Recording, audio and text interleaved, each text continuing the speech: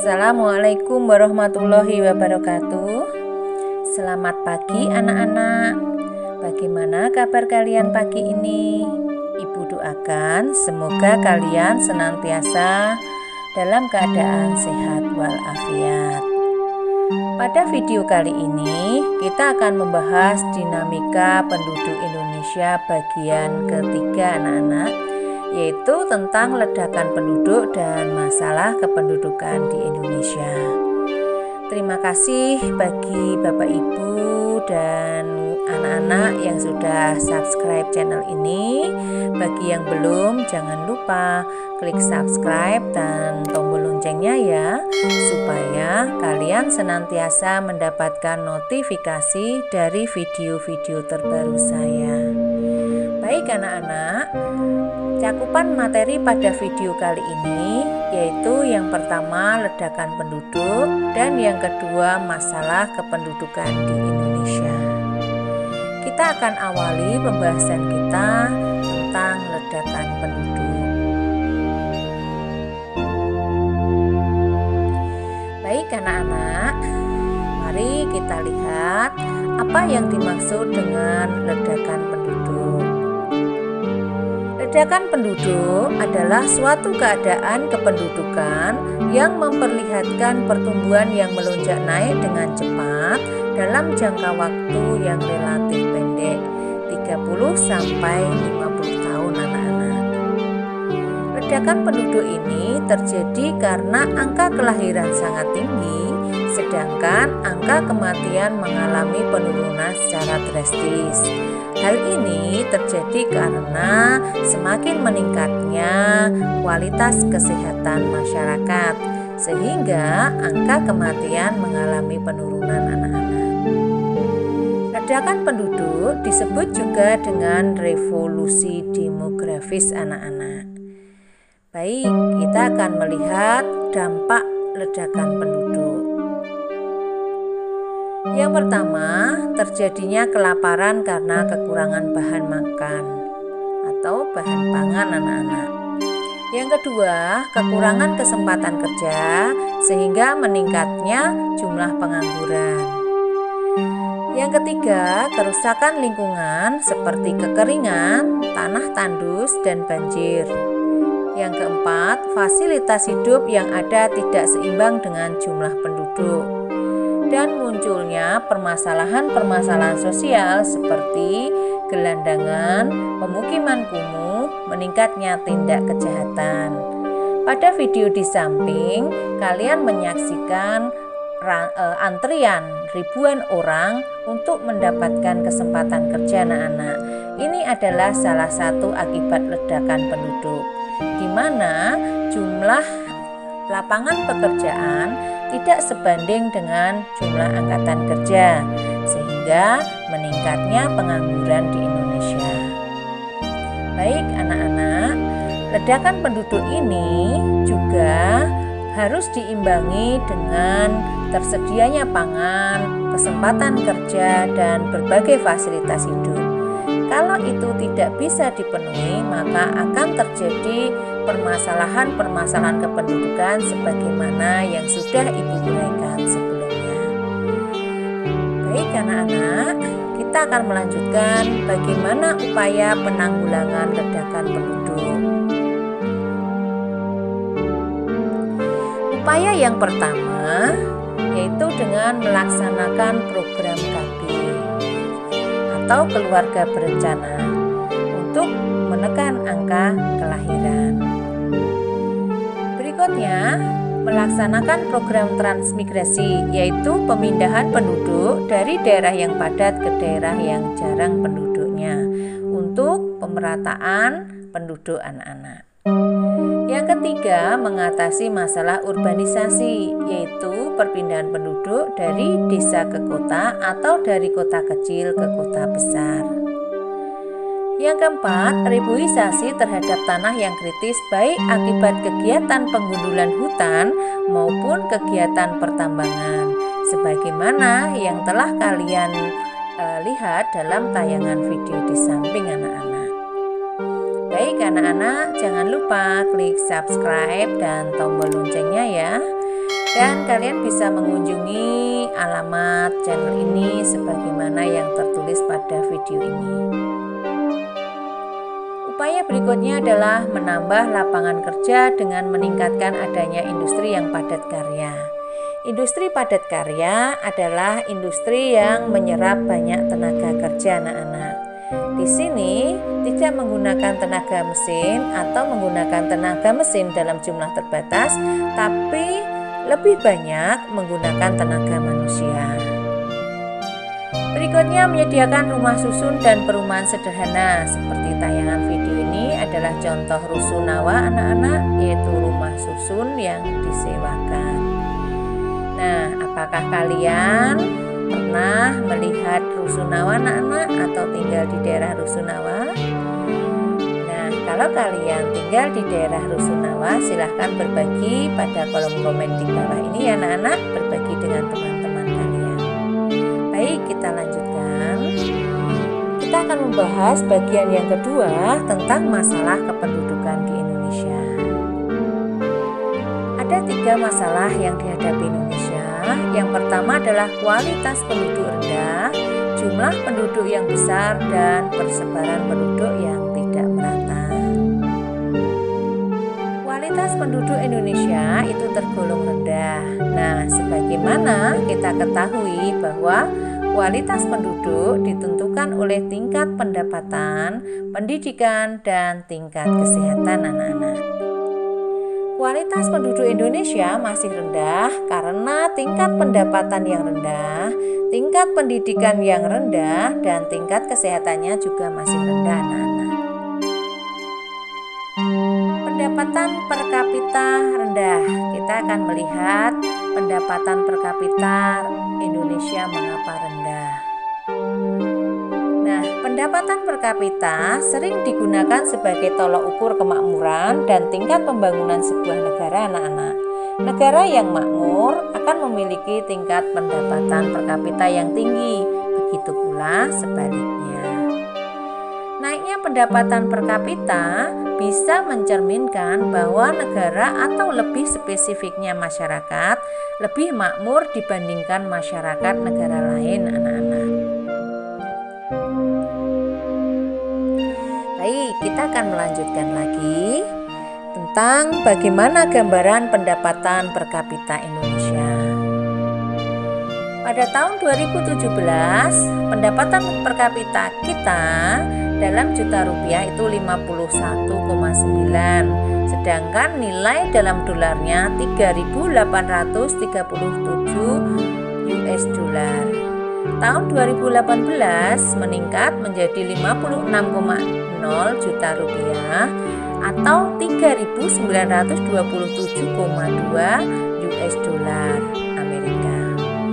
Dan tahun 2019 meningkat lagi menjadi 59,1 dengan nilai dalam US dollar 4.174,9. Walaupun jumlahnya semakin meningkat anak-anak, tetapi masih tergolong dalam pendapatan per kapita yang rendah.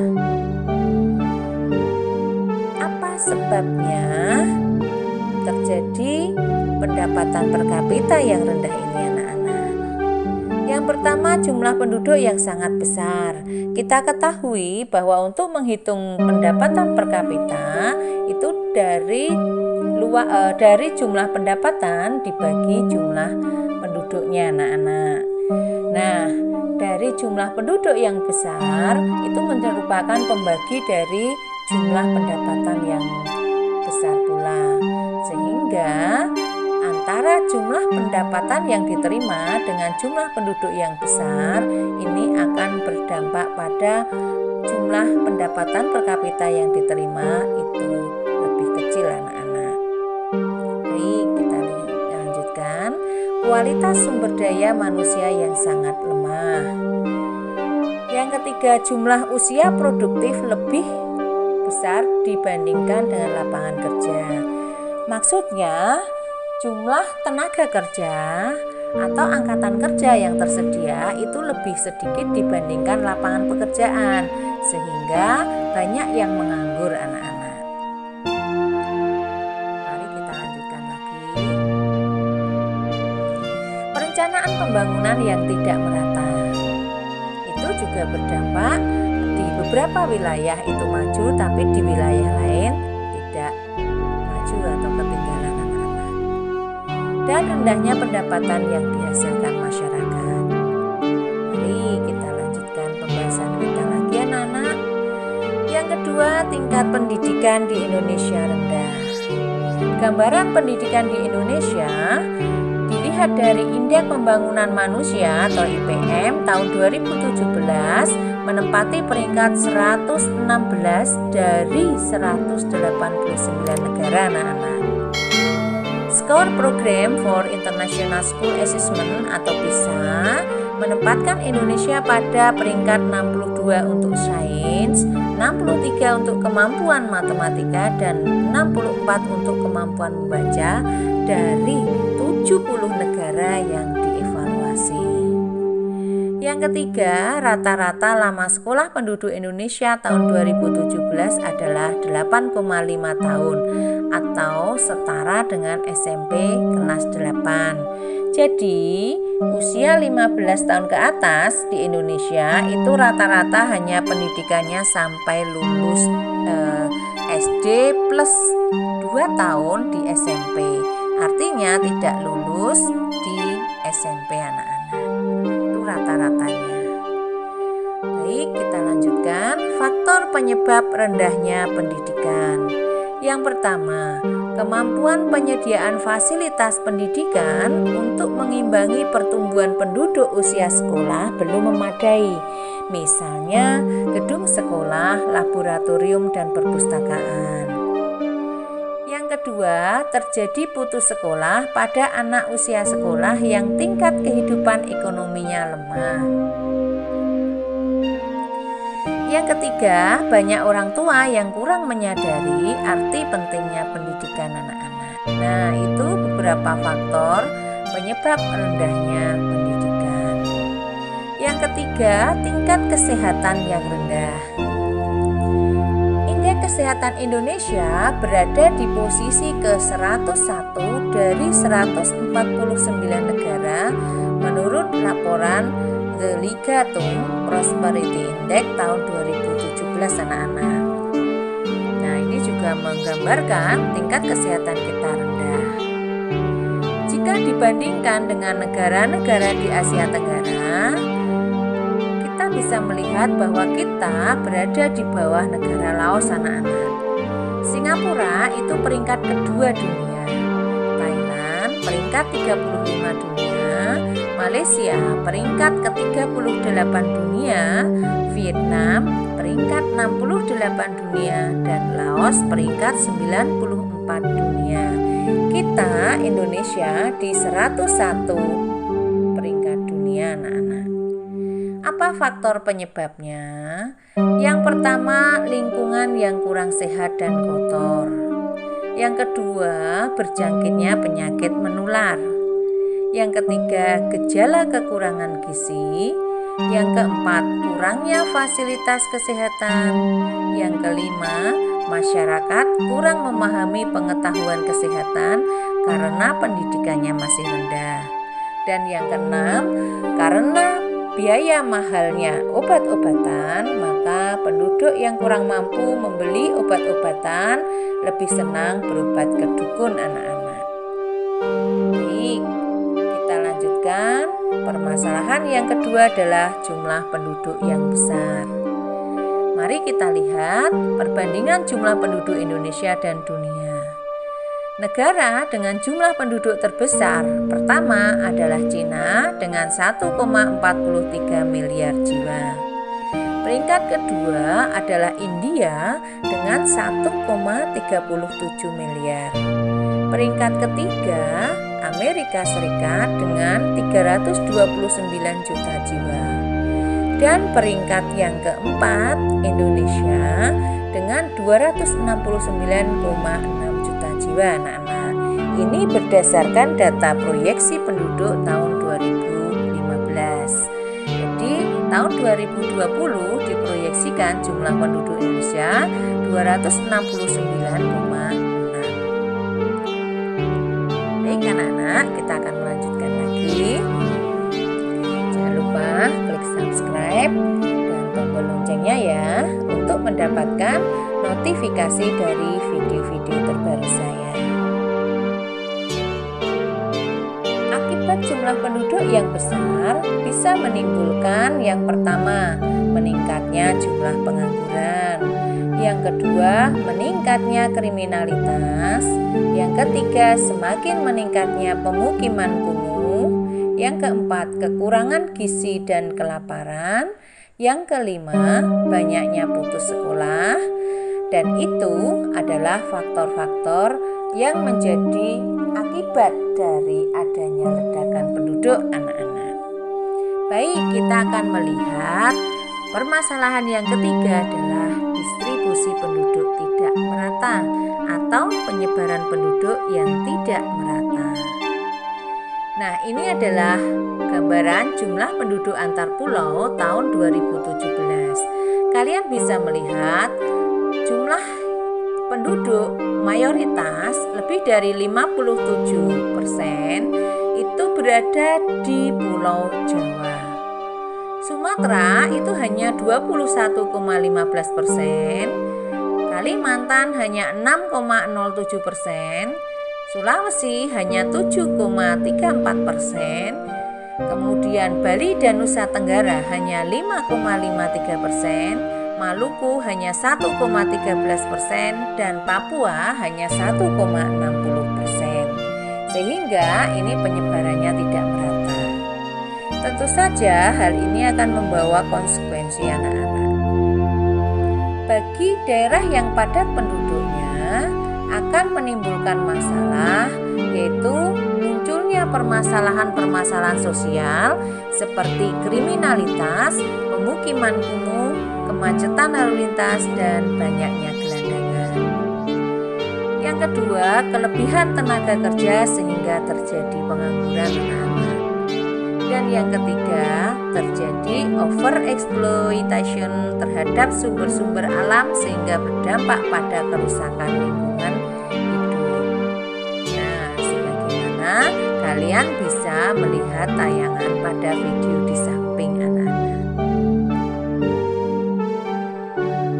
Permasalahan berikutnya, lahan pertanian semakin sempit dan fasilitas sosial tidak mampu mengimbangi kebutuhan penduduk.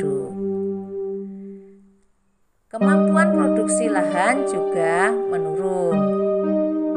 Bagi pulau yang jarang penduduknya akan menghadapi permasalahan yang pertama, sumber alam belum maksimal diolah karena kekurangan tenaga kerja anak-anak. Yang kedua, kekurangan tenaga kerja.